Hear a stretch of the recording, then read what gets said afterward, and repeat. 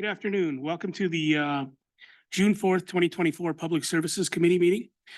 Just a little housekeeping. If you have a cell phone, please put it on mute or turn it off. If you approach the podium to speak, please push the button until the light turns red and then identify yourself. And first item. Number 15, ordinance, third reading, amending chapter 5.78 towing and wrecker recovery operations of Title V Business Licenses and Regulations of the Municipal Code of the City of Cheyenne, Wyoming, modifying provisions governing towing and wrecker operation, recovery operation licensure, and the police department's towing and wrecker recovery operation rotation list. Okay, we have a staff report. Mr. Chairman, members of the committee, Lieutenant Dan Longshine, Police Department. Would say no, I guess there was a proposed substitute, but no changes from when this was last before the committee 2 weeks ago as far as this ordinance. Okay. Any questions from committee? Questions from committee? Thank you. Any public comment?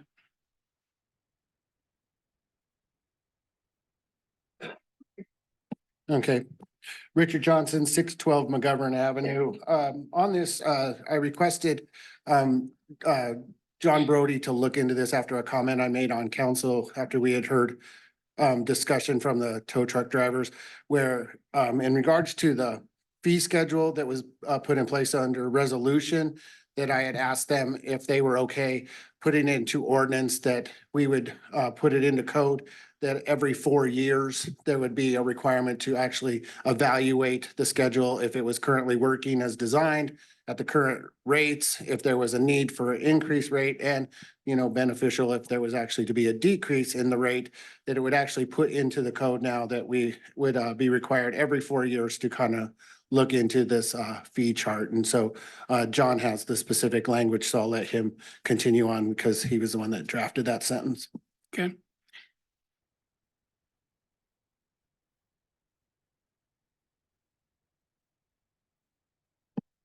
Mr. Chairman, John Brody, Deputy City Attorney. It's a real modest change, Mr. Chairman. If you go to the document and flip to page 11, this is on the red line copy. What I've done is just added some verbiage into subsection F that states during calendar year 2028 and every 4 years thereafter, the governing body shall review and reevaluate the fee schedule required under this subsection to determine if any changes are appropriate. So that's the gist of the change, just for the purpose of making the provision a little bit easier to read. I then divided out the remainder of that subsection into a new, its own subsection, which talks about the authority of the police department to allow costs in excess of the fee schedule for good cause. So happy to answer any questions. Okay. So let's let me get a motion on the main motion, and then when we go to the substitute, we'll discuss questions on that. Okay. So any further public comment on the main? Okay, hearing none. Mr. Chair, I move to approve on third reading. I have a motion and a second from Dr. Rennie. Okay. Make a motion to amend. Mr. Chair, I'd move to amend by substitute dated June 3rd, 2024. Okay, do I have a second? Second. So motion and a second. Just any comments or questions from committee for John, Mr. Brody? Chair, Councilman. through you. Counselor, what's magic about 4 years instead of 1 year, 2 years, 6 years? How did we come up with 4? And is that too long? Is that too short? Yeah, I would just defer. It's a policy question. It's certainly nothing magic about it. Yeah, really, there was nothing magical about it. When the tow truck drivers came and spoke last Monday, they had requested a 3 and like with the clause in the resolution for the Wild Lotto funds, that was at 5. Then we've, I believe we also did 5 under the Board of Public Utilities revision that we knew we kept our chemical charts and everything in order every 5 years.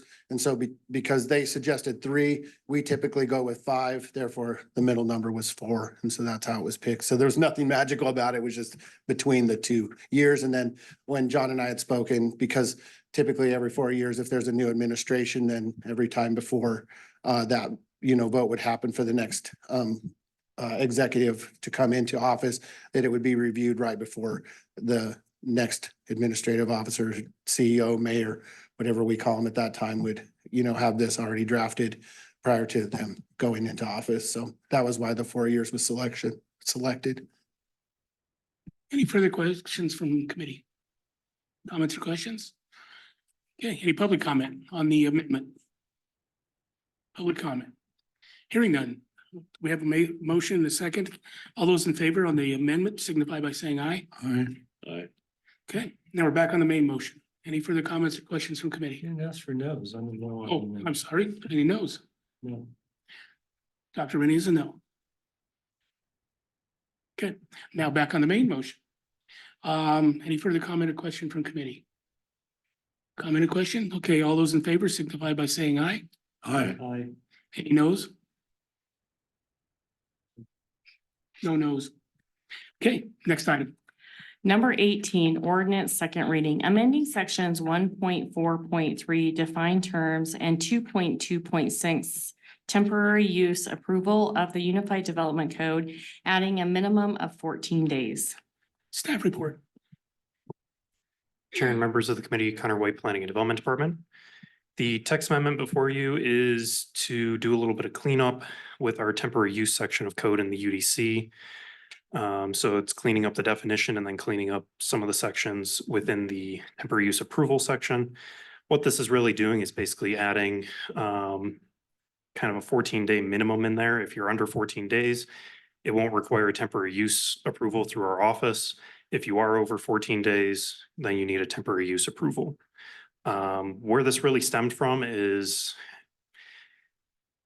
past couple of years, we've been just running into issues when it comes to time for Frontier Days. There's a lot of people that come through that end up wanting some sort of temporary use for Frontier Days. They also need a clerk's license, and then just trying to get all of the different documents and approvals in place prior to that week starting can be quite challenging in some cases. So what this would do is basically if somebody's coming up for Frontier Days and they're here for that week, we will not require basically a temporary use any longer. They'll still have to go and get all their other approvals through like the clerk's office, things like that. But this would no longer require them to seek approval through our office. The reason we went with 14 days is that lines up with our zoning violations. First notice of a zoning violation gives somebody 14 days to remedy their violation. They're here for Frontier Days and we give them a zoning violation letter and they're gone by the end of Frontier Week. There's no violation any longer. So that's kind of where we went with the 14 days. And it will just kind of help the process and make things smoother, especially for that week. This was recommended for approval by the Planning Commission, and staff would also recommend approval. I'm available for any questions. Any questions from committee? Mr. Chairman, Councilman? could Mr. White give a couple, 2 or 3 examples maybe of businesses, or, I mean, I presume it's businesses coming in during Frontier Week where we required the temporary use permit? Chair, through you, yes. So some of those uses, one of the big ones is the pedicabs. I'm sure people have different feelings on those, but they require a temporary use anytime they come in. They also need their clerk's license and things like that. Usually we're rushing to get them through and get their approvals. We end up approving it regardless. So with the temporary use, because they're only here for that week, we just end up approving it. One of the other ones is usually the KOA campground. They do a temporary kind of dry camping location up in their northwestern corner of the property. We require a temporary use for that because they don't have site plan approval to have more campsites up there. So they would have to get a temporary use every single summer, even though it might only be for the 10 days that they're allowing the dry camping there.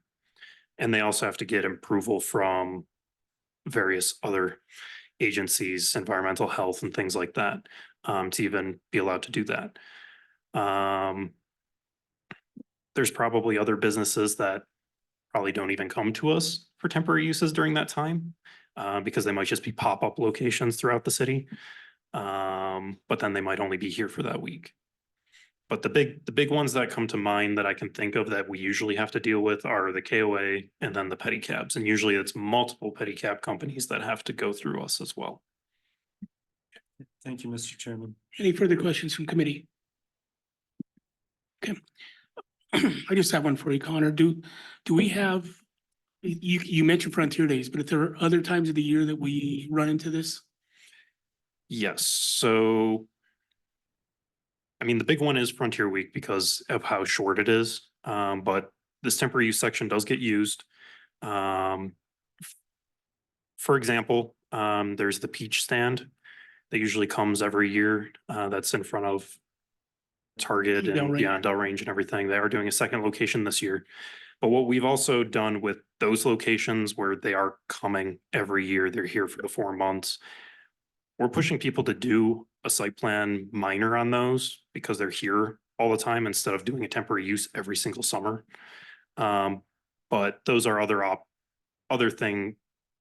businesses that would fall under this generally, unless they're gonna be in that same location, they have a lease with that property and they're constantly there year after year, then we try to push them to just do a site plan minor because it is more feasible, one for them, and it's a lot less just paperwork every single year of turning in the same application, getting it approved year after year. But if somebody does want to set up, say they only come to Cheyenne for 3 months, 1 year, they will then fall under this temporary use and have to get approval through this. But if we just have a pop-up location where maybe they come up for a weekend or something, then they basically would not need this temporary use because they're here for 2 days. So as a follow-up, if let's say the peach company shows up on Delrange in one area for 13 days, then they pack up, they're closed for the week and then show up to another place on Delrange for 13 days, can they keep extending this?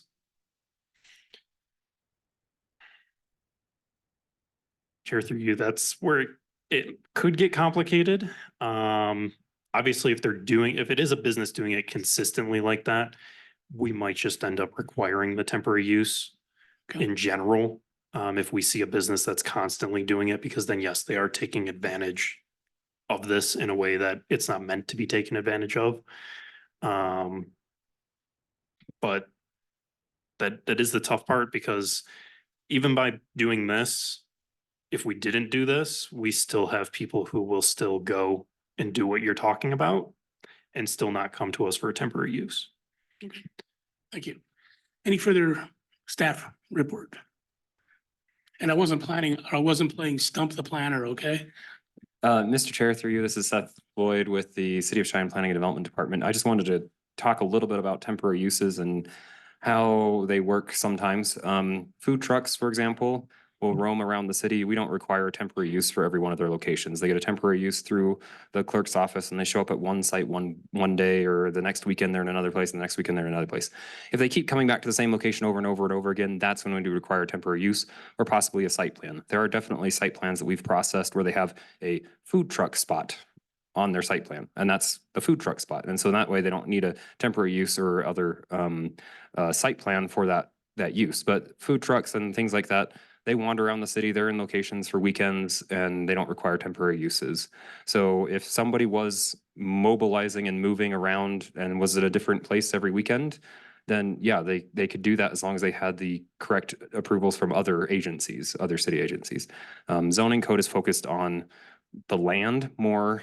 And so if you're moving the locations, then you're moving the land that the violation would occur on. That all being said, if someone's repeatedly showing up in the same place for 13 days every time, then we'd require a site plan or a zone change or whatever is necessary to get that use appropriate at that location. I think of, say, someone who's basically running a retail business out of their garage because they're doing a garage sale 2 weeks off, 2 weeks on, 2 weeks off, 2 weeks on. At that point, they're becoming a more of a permanent use, and we'd do an enforcement action against that. Any further questions or comments from committee? Okay, any public comment? Public comment? May I have a motion? Move to approve. Second. Okay, I have a motion and a second. Any questions or comments from committee? Questions or comments? Hearing none, all those in favor signify by saying aye. Aye. Those opposed? Okay. Number 19, ordinance, second reading, amending section 1.4.4C, service uses, table 5-1, zoning district uses, section 5.7.4, childcare uses, and table 6-2, required parking of the Unified Development Code, changing childcare requirements. Okay, staff report, please. Chair, members of the committee, Connor White, Planning and Development Department. The text amendment before you makes quite a few different changes in quite a few different locations. All of it revolves around our childcare regulations. So bear with me because I'm going to go through these different sections and there's quite a few different ones. Starting out with our definitions, and I should probably start with the big reason we're looking at doing this is when reviewing childcares, right now, the UDC does have different requirements than what DFS even requires.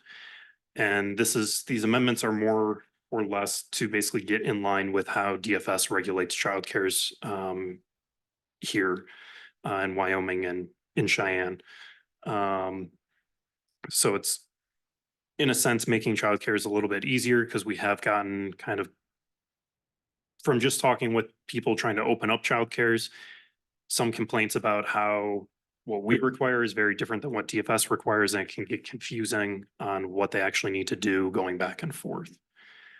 So with the definitions, we're basically cleaning up those definitions to basically match the definitions of DFS. So with, for example, with our childcare in-home minor, basically what DFS has is family childcare home, or an FCCH, which is basically up to 10 children. And then family childcare center, an FCCC, which is up to 15 children, also in a home. That'd be our childcare in-home major. And then DFS just basically has a childcare center. Right now, the UDC has a childcare center minor and major, but DFS just has a singular childcare center definition. So basically, our definitions are, what we're looking to amend is basically make them match. It will make it easier for those looking to open up a daycare. They can basically look at DFS regulations, look at the UDC and say, okay, this is the definition. This is what I am. These both match. I don't have to try to figure out if I'm a major, minor, whatever. So that's with the definitions. I'm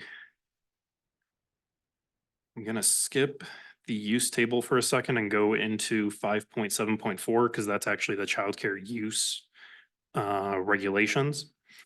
So what we're proposing with this amendment is to basically delete the current table that we have with the requirements and replace it with just basically text that states what the requirements would be. Really what it boils down to is if a childcare center is meeting all DFS requirements, then they're meeting all requirements. We are moving the parking requirements into our actual parking section of the code. So in here, we just basically state that parking will be required per section 6.2.4, table 6-2. And that's where we'll have the parking requirements in there. And then also in this section, we are adding a provision that childcare provided as an accessory or secondary use to a commercial or industrial business is permitted in any zone district and must meet all requirements of the Wyoming Department of Family Services. Basically, what this stipulation does is it would allow a business to provide on-site childcare for their employees as a secondary use, not actually a childcare center, but as a secondary use for a business that would be looking to do that. So if the city ever wanted to open up a small little childcare for its employees, this provision would allow us to do that. Going back to the use table, basically with the use table changes, it's updating the names on the use table, but then also with childcare centers, this amendment would allow them in all residential zone districts as a conditional use. So this would allow childcare centers to be placed in residential zones as a conditional use. They'd have to do a site plan and all of that as well. The reason that staff looked at doing this, we looked at the use table and we do currently allow primary and secondary schools in residential zones as a conditional use. And staff was thinking about it, what really is the difference between a school and a childcare center? When you're thinking about either traffic or noise or things like that. So basically we looked at that and put it in as a conditional use for those zone districts. So it does have to go to the Board of Adjustment. And then they would potentially have either conditions or no conditions, but then they still have to do the site plan, meet all the parking requirements and things like that. So then lastly, this does get into the parking requirements. So in our parking table in 6-6.2.4, in that parking table, it would add family childcare center. So the in-home up to 15 would have parking requirements, and then childcare centers have parking requirements. The reason we don't have the 10 and under children on the table with parking requirements is the UDC currently doesn't have parking requirements for something when it's a 10 and under.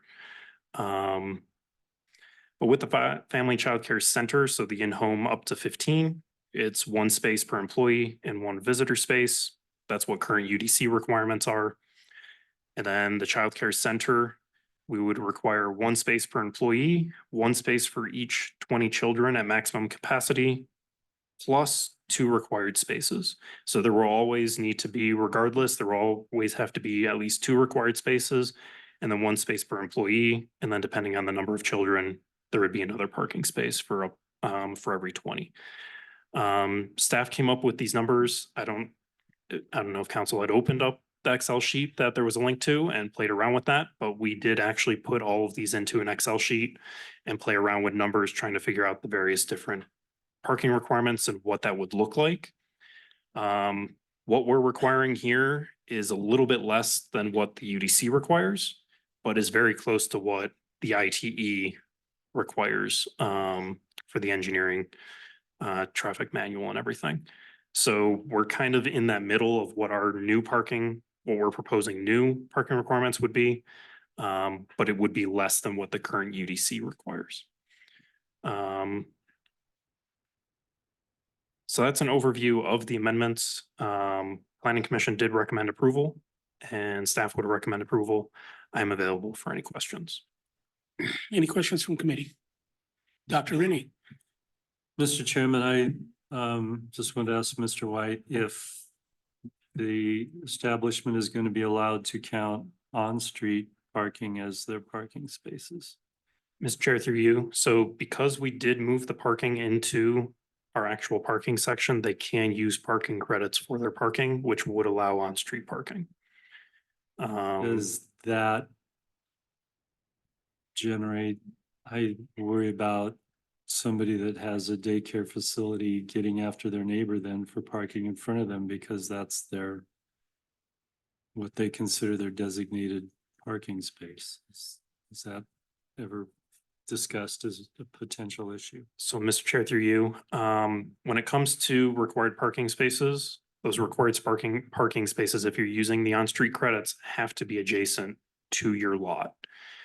Now, depending where people actually park, we can't really control that on a public Right. street. Get that? But if they're showing us they meet the parking requirements by saying, I have X number of parking spaces adjacent to my property, then we would count that as being, they're meeting the parking requirement, but we can't really control where somebody's going to park. Even if they're providing all their parking on the property, somebody could still park across the street in front of their neighbor.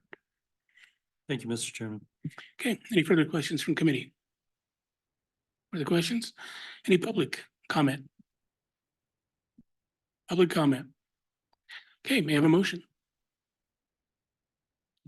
Move to approve. Have a motion and a second. Any questions or comments from committee?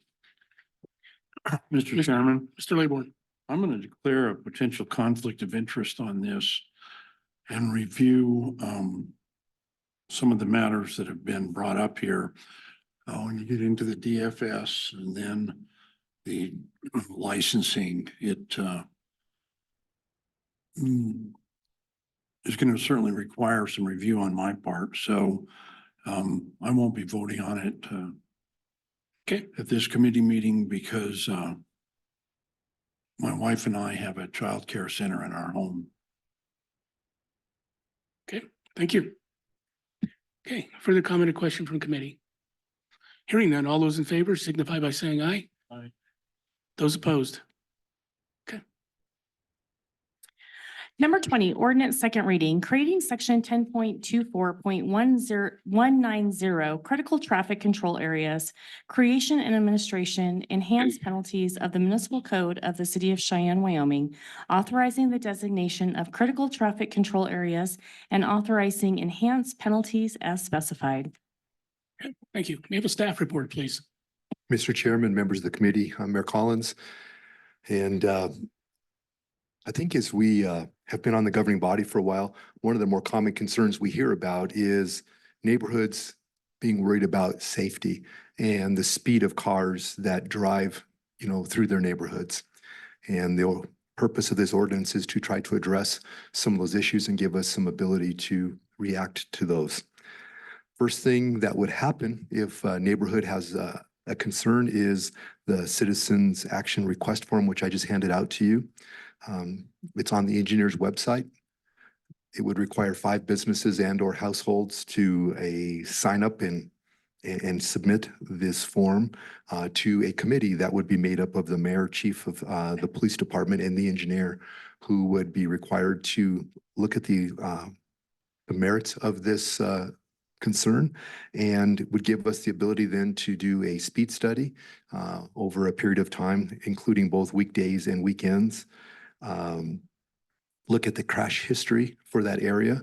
And once we get that information back, if we think that there is merits to the concern about safety, we could then declare the area a critical speed enforcement area. Once that's been done, similar to a construction zone, the fines for speeding in that area would be doubled.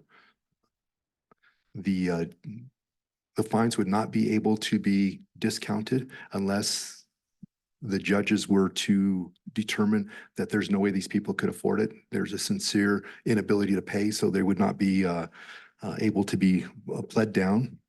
Would require signage at the beginning and the end of the area so that there'd be no question you're entering into a speed zone and what the consequences of that would be. It would allow for additional traffic control devices, signs, signals, calming devices, radar, feedback signs, those types of things. It would allow for some overtime for police officers to strictly enforce the speed limits in those areas, and would also give the committee the ability to use some other temporary measures they think might mitigate unsafe or unlawful behaviors. We would be required to review the area every 14 days to see if speeds are coming or the dangers are coming into compliance. And if they are, we can start to back those measures off. And if they're not, we can continue them for another 14 days. But as soon as the area comes back to what would be considered a safe area, we would remove the critical speed enforcement area and hope that the traffic would remain in a sane and safe manner. And so that's basically what the ordinance does. And I'm here to answer any questions if you might have some. Any questions from committee? Dr. Rennie.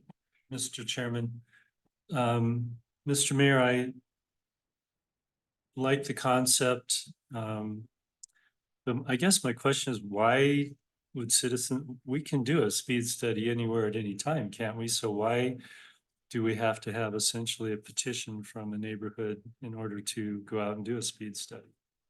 We can do, Mr. Chairman, through you, we can do a speed study at any time, and we've done a number of those in the last year. But I think the whole idea of this ordinance is not only to do the speed study, but then to give us some tools if we find an unsafe area to be able to do something about it by creating some enhanced fines, being able to use some other tools, which I guess we could do. But this gives us an ability to put all that stuff together into a way and really focus on an area to try to bring it into compliance. Okay, and I agree with all that. I just didn't understand essentially the petition format, why we couldn't just implement those changes if we wish to. Mr. Chairman, through you to Dr. Rainey, I think what we were trying to do is to make sure it wasn't just one person who was, mad at a neighbor or something like that, that there was some buy-in from the neighborhood in order to get them talking to each other and to see if we couldn't figure out a way to do it. What I have learned in some of the speed studies we've done recently is First, a lot of times people don't know how fast our neighbors are driving, that our speed studies have shown the cars aren't driving as fast as Yeah. people think they are. The other thing is we found that in many cases, it's been one or two people who've been the problem. And by knowing that that's a situation, we've been able to go talk to those folks and slow them down rather than having to do a lot of things. But in some other areas that we've done them, I've noticed that, you know, a significant number of cars are going over the speed limit. And in those situations, I think we need to do something different. We can't just pull every driver over and talk to them. So we need to have some sort of a policy. Okay, and last thing to your comment, Mr. Mayor, I don't think inability to pay should be a reason to reduce a speeding ticket fine. They were trying to be nice to him, sir. Thank you, Mr. Chairman. Yeah, Mr. Seagrave. Through you, Mr. Chair, the 5 signatures, are these 5 people required to be immediately adjoining the street involved, or for example, could you get 5 from within 2 or 3 blocks, or are we defining that? Mr. Chairman, through you, I think in Mr. Seagrave states they have to be on the street itself, but for everybody else, have to be just in the general area. I look forward to submitting 3 or 4 of these very quickly. Okay. A couple that have been asked for too. Thank Hey. you, Mr. Chair. Okay, Mr. Laborn. Thank you, Mr. Chairman. Mr. Mayor, thank you for this effort. It is obviously something that we deal with a lot. Yes, sir. There are some questions that I have.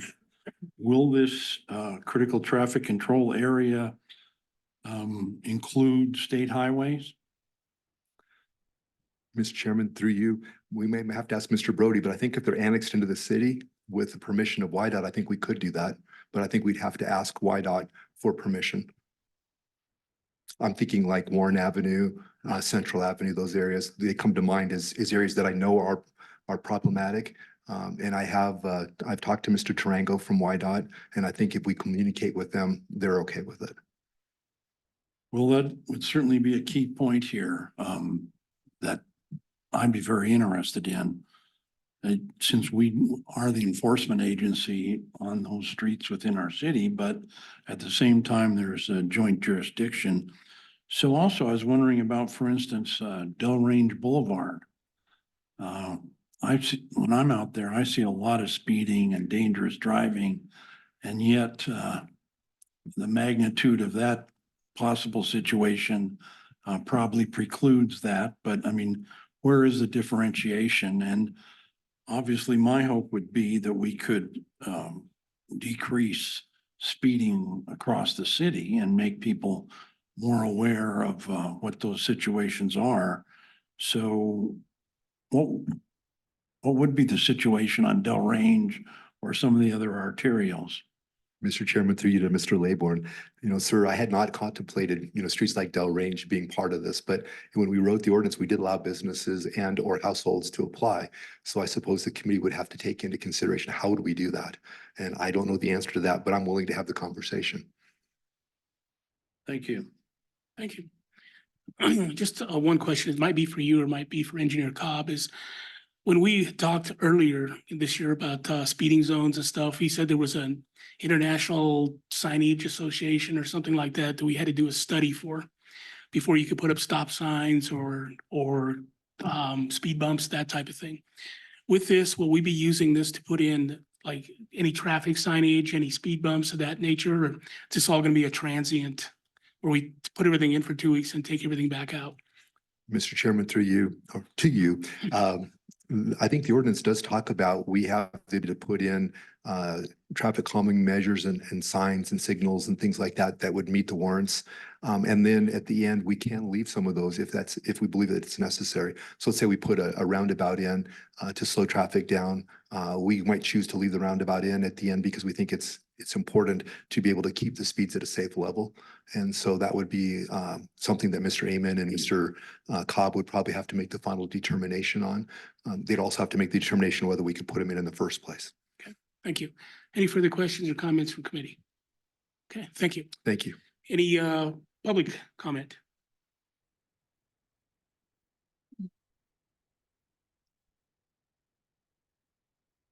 If you press the button there, it turns red, That one? and identify yourself. My name is John Taylor. I live at 100 East Third Avenue on Central and Third Avenue and well, a year and a half ago, went to the city council meeting with 150 signatures of people requesting some action be taken on those two, Warren and Central Avenues. Nothing was done, absolutely nothing. No enhanced police, no signs, absolutely nothing. Children was struck. That's what brought the petition into focus. And since then, they have Friday and Saturday night. We have very little radar by the police. You know, they have been lately sitting there, but at 3 or 4 o'clock in the afternoon is not the time. They need to be there at 8 to 10 at night, and they'll be getting them going 80 mile an hour down Central, racing. And in the last year, there's been 5 accidents within a 2-block radius between 4th and 2nd Avenues.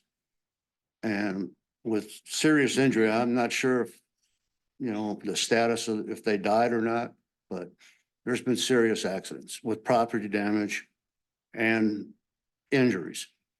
And so if we could get some enforcement, whether it's, I don't think speed bumps are gonna work because it's a state highway, but if you had proper signage with a critical speed enforcement area, and it would get people's attention. I mean, we have what is it, the public safety officer lives 2 houses away from me, but he doesn't drive his truck at home. And if he would could park it on the corner there at Third Avenue, people see that squad car sitting there, they'd hit the brakes right away. And when they are there, they don't sit there more than just a couple minutes. You know, I watch because I live right there. I get to see everything that goes on. So I think this idea of Mayor Collins to have this done, it needs to be done, especially in certain areas that are been a problem as long as I lived there for 40, 50 years. And I've had 6 cars totaled there. I don't park anywhere on that street ever again. And if I do, it's not for very long because, you know, it's gonna happen. Somebody will just, whether it's a drunk driver or whatever they are, that they've hit. Now, if you look at every tree on that street going down Central, there's a mark on it from an accident, from a car hitting it. And both of my trees that are on that street have been hit. My fence has been hit. And it's just, something needs to be done. Nothing's changed in all these years. So I'm in full support. And for the 5 signatures, I already had spoken to 10. I thought it was gonna be 10, and I've already spoken to that many. And I could get that today. I don't know who Engineer Cobb is, but I left a message that's where we're supposed to get this form for the petition. I never received any response, so I don't know if I have to get it, where I get it, how I get it. Yeah. For 3 weeks. I'll take it, Okay. and I'll get that taken care of immediately. Well, this ordinance is on 2nd reading, so it's still got 2 weeks, 3 weeks to go before it's enacted or before it's law. So, but there's a form right there from Tom. Why don't you take that with you? And if you need to make photocopies, you can do that. All right, so each individual fills it out, No, or, one individual with 5 or one, it's 5 signatures on one. Just ask for 5 weeks. okay, Okay, thank you. thank you. Any further public comment? Further public comment? Okay, hearing none. May I have a motion? Second. Got a motion, a second. Any questions or comments from committee? Mr. Chairman, Mr. Mador? having dealt with a member of the public here on this issue for quite a while, it is something that is hard to understand unless you actually have the experience he has, or as I have had, where people up and down those streets, and as well as the people from the Miller and Deming School that are having such trouble getting a crosswalk. It's unbelievable. And it is very serious. I hope this is an answer. And I hope that we can really make sure that a very serious effort is made, as has been mentioned here. That is bad, and it's gotten worse and worse and worse. Street racing, driving that is just so dangerous. And of course, that is a quiet neighbor. It should be a quiet neighborhood. It's people like living there, but and I'm quite confident that there'll be other neighborhoods coming forward here. So this will be beginning of something quite serious in our efforts, and I certainly believe that it's very important that we proceed with it and come to an understanding that driving has changed in Cheyenne, and it isn't what it used to be. And it is very dangerous sometimes. So certainly in favor of this and look forward to seeing it implemented. Thank you. Thank you. Any further questions or comments by committee? Okay, hearing none. All those in favor signify by saying aye. Aye. Those opposed? Number 30, resolution supporting the adoption of a Vision Zero policy to eliminate fatalities and serious injuries that are a result of crashes on city streets within the city of Cheyenne by 2040. I have a staff report. Mr. Chair, members of the committee, I'm Matt Murphy. I'm the Public Information Officer for the City of Cheyenne. Before you for your consideration is a resolution creating a Vision Zero policy goal for the city. As written, this goal would be to eliminate traffic deaths and serious injuries for all road users in the city, including vehicles, bicycles, pedestrians, and others by 2040. It directs several city departments to consider the city's Vision Zero goal and transportation planning and traffic safety decisions. Vision Zero policies have been adopted by a wide range of municipalities, counties, and departments of transportation around the country. The resolution before you came about as a result of our bicycle-friendly community application that I'm working on with several city departments, which is kind of why I'm getting this staff report. But Vision Zero ties in with several other projects across the city, including the MPO Safe Streets Initiative, the ongoing Safe Routes to School plan, and other infrastructure projects like the Hawk systems that were recently approved, and even the agenda item right before this one today. The Vision Zero resolution is also a component of the MPO's upcoming Comprehensive Safety Action Plan, which just recently received federal grant funding, and I think they could answer any questions about that specific project. I'm here for questions. Any questions from committee? Mr. Chairman. Dr. Rennie? So has a reduction of fatal traffic accidents always been one of our goals? I mean, so it seems to me that it has, so. The resolution stating the obvious. Whereas the last item on the agenda is a serious effort and a practical effort to reduce traffic accidents through reduction in speeding I mean, to me, is it just about raising awareness and saying, hey, take this into consideration, or is there anything really tactical about adopting this? So yes, it's more of just sort of a, like you said, to raise awareness and to actually set a goal that we can sort of use when we reference some of these projects.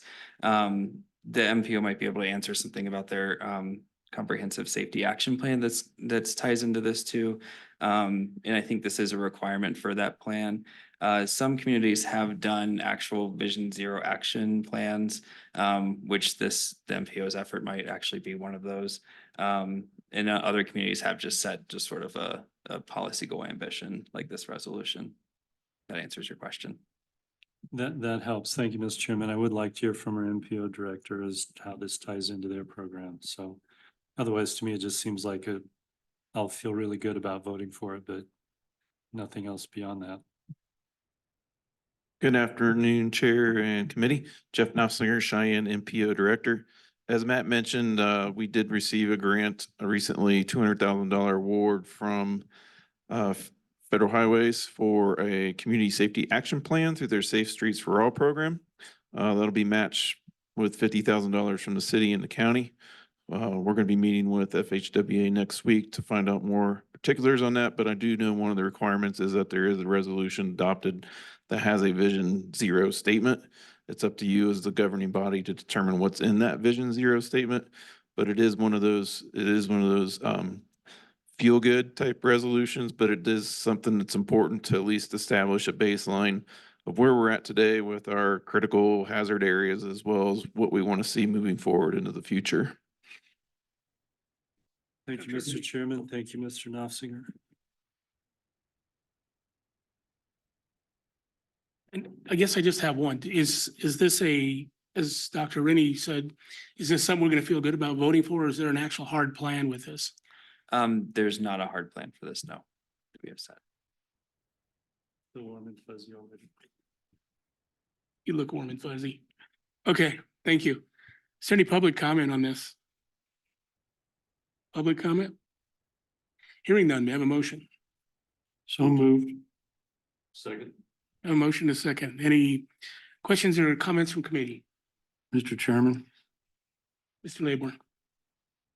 when we talk about a feel-good resolution and the effort here, I think we need to think about the other feeling. The feeling that happens when individuals are in a terrible accident. And when there are possibilities that we can improve and retrofit some of our efforts here. And I would particularly refer the members of this committee to the issues we had on East Pershing with the complete street plan that came through several years ago and really talked about and looked at the fact that those streets are not just built for automobiles and trucks. They are for pedestrians. They are to safely cross. They are for bicyclists, which I understand and I certainly applaud the effort to recognize our bicycle awareness and commitment in this city. But I don't believe that this is just a feel good.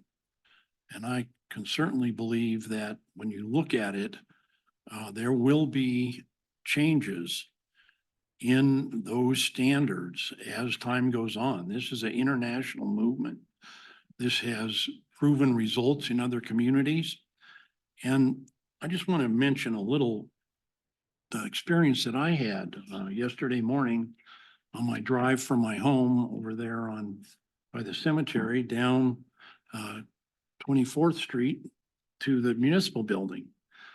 So there in front of the Capitol, which is not a totally unregulated area, there are two crosswalks there. They're crosswalks with signage, but without the crosses in the street. They just have that line. I'm not certain of the exact proper name for that.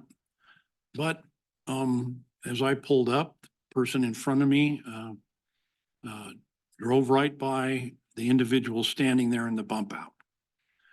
And then two more people coming the other way from the west did the exact same thing. So what we had was the bump out, which was the purpose is to put the pedestrian more in a view where people can understand it.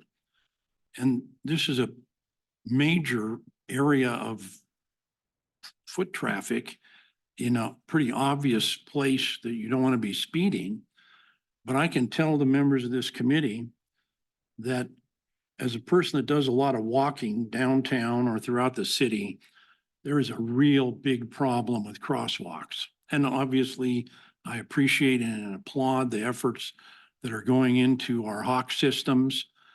But this is a journey that we need to take together and to take seriously. Because the efforts that we've made in the past certainly were based on a different number of vehicles on the street.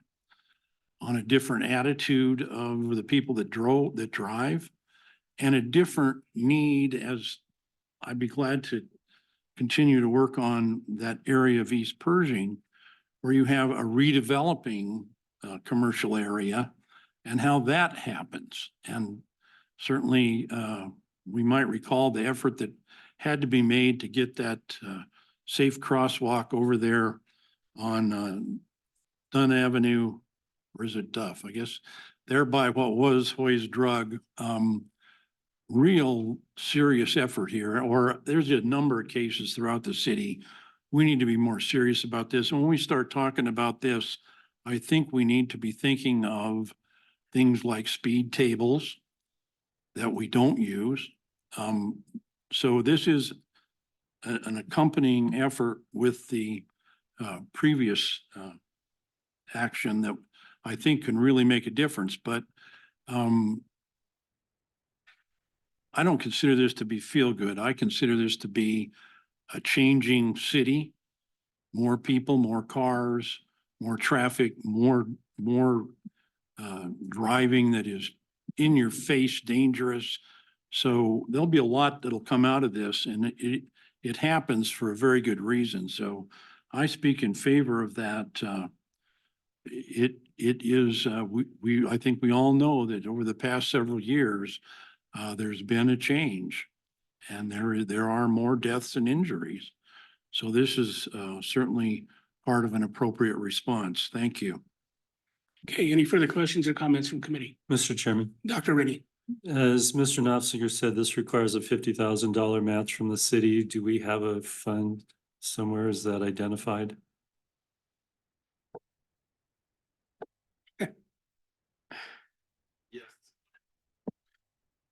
So prior to the award application, worked with Mayor Collins and County Commissioner Linda Heath, both met with both bodies or inquired with both bodies. The county's gonna kick in 17,500, city's 32,500, and it's gonna be coming from your grant match spot tax fund. Is that correct? Thank you, Mr. Chairman. Thank you. Any further questions or comments from committee? Okay, hearing none, all those in favor signify by saying aye. Aye. Okay, any nays? Okay, hearing none. Being there's no further business in front of the Public Services Committee, we are adjourned.